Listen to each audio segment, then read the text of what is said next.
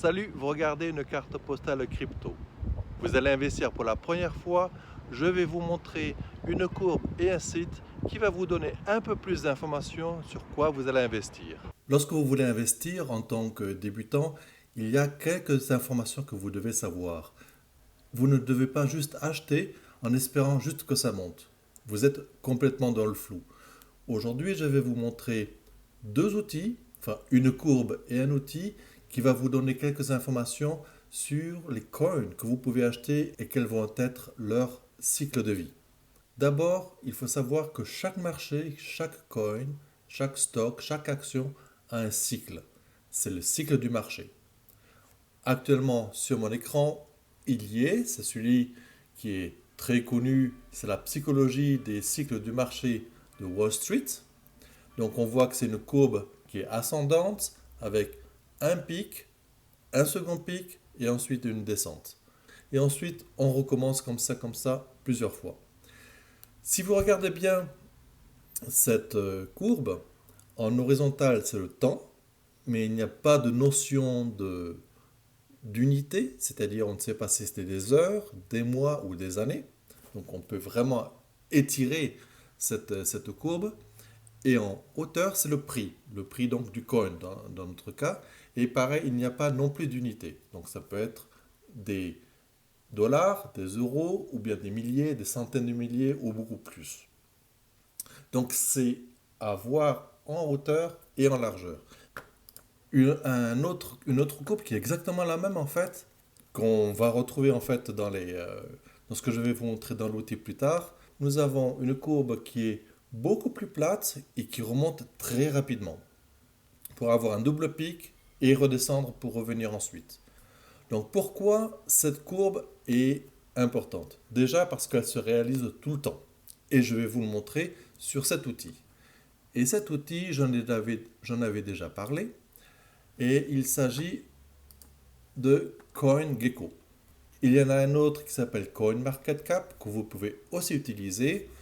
Je préfère celui-là à CoinMarketCap. Maintenant, vous pouvez utiliser celui que vous voulez. Tous listent en fait les coins qui existent et ainsi que leur valeur, ainsi que leur historique. Là, aujourd'hui, par exemple, on peut voir, il y a en un le Bitcoin, l'Ethereum, le XRP avec Ripple, l'USDT, le Chainlink et le Bitcoin Cash pour les six premiers. Et bien sûr, on peut descendre et il y en a plein. Bref, avec ça, vous pouvez avoir donc les valeurs et l'historique des coins. Et pour reprendre cette courbe donc, que j'ai mis à droite, on va prendre le Bitcoin. Donc si vous allez sur le Bitcoin, vous avez bien sûr toutes les valeurs. Aujourd'hui, actuellement, il est à 11 518 dollars. Et si vous descendez, vous avez la courbe. Déjà, on est sur une vue à 24 heures.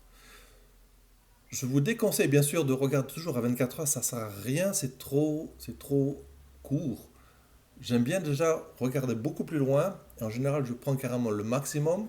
Si c'est un coin que je ne connais pas, bien sûr, je prends le maximum pour savoir quelle est la courbe globale du coin, tout son historique. Donc, je clique sur Max.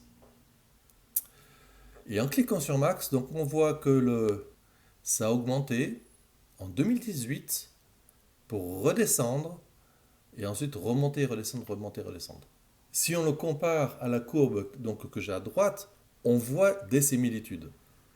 Donc peut-être là on va aller un peu plus près. Donc en bas je vais aller de 2017 en gros, un peu moins, jusqu'en 2019 en gros. Voilà, on va dire comme ça. Et là on retrouve un peu ce qu'on retrouve sur la courbe de droite. Donc on monte légèrement. Ici, on a l'équivalent du bear trap.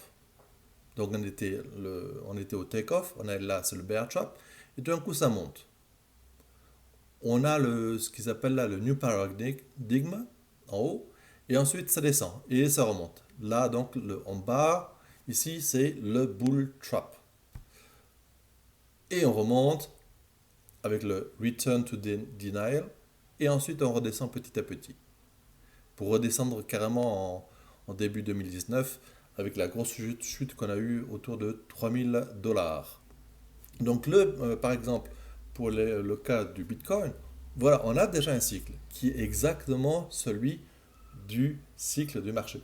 Donc Bitcoin réagit en fait exactement comme un marché classique en fait. Ce qui est intéressant aujourd'hui, parce qu'il est très actuel, c'est un autre coin, c'est Chainlink. Chainlink, c'est pareil, donc il est actuellement à 16,85 $. Et sa courbe, donc sur 24 heures, elle monte légèrement, c'est pas extraordinaire. On passe sur le max, et là, on voit très bien où on se trouve. Donc depuis janvier 2018, fin 2017, donc on est sur l'accumulation. On monte légèrement. On a le bear trap qui se trouve ici en mars 2020. Non, ça c'est le crash. Donc peut-être le bear trap était avant. Peut-être celui-là d'ailleurs. Il est quelque part par là, ou septembre 2019. Et tout d'un coup, on monte. Et là, on voit très bien qu'on est carrément à l'euphorie. On est actuellement là, au mois d'août, on est à l'euphorie. Alors, soit FOMO, soit euphorie. Donc, est-ce qu'il va continuer à monter? Est-ce qu'il va descendre? Mais si on se calque sur la courbe du cycle du marché, il va redescendre. Et donc là s'il redescend, il redescend rapidement. Faut-il aujourd'hui acheter du Chainlink? Si vous avez acheté du Chainlink, il faudra peut-être penser à, à retirer votre argent pour avoir vos gains avant qu'ils redescendent. Donc cette courbe, typiquement, se retrouve là. C'est l'exemple parfait. Maintenant, depuis le début de cette série, j'ai gagné les BAT en naviguant. Donc maintenant, où on en est? Le BAT se trouve actuellement donc à 26 cents. Et aujourd'hui, sur les 24 heures, on est en légère descente. Donc je reprends le cours maximum.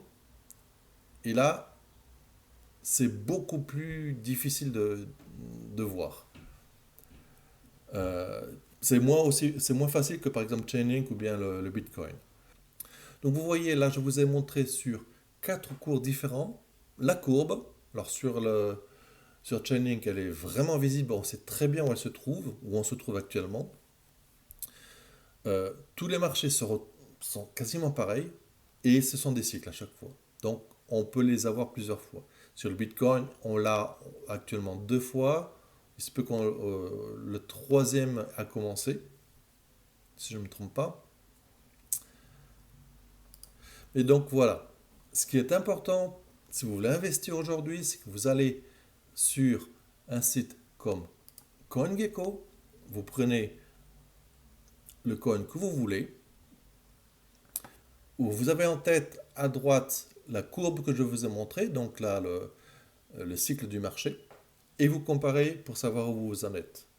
Si vous voyez que vous êtes en haut, comme par exemple vous voulez acheter du Chainlink, vous voyez que ça va bientôt redescendre et donc c'est peut-être pas le bon moment d'acheter. Il vaut mieux attendre encore quelques temps. Maintenant, et c'est là toute la difficulté, cette courbe n'a pas de temps. La courbe donc de cycle de marché n'a pas de temps. Pour Bitcoin, le premier cycle a duré des années. Donc on va dire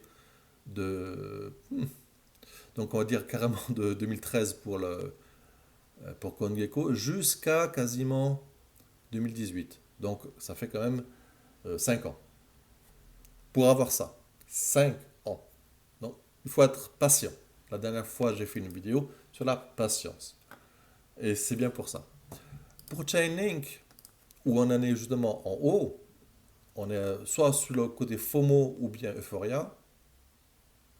On peut voir donc, on est passé de 2018 à 2020, donc c'est 2 ans.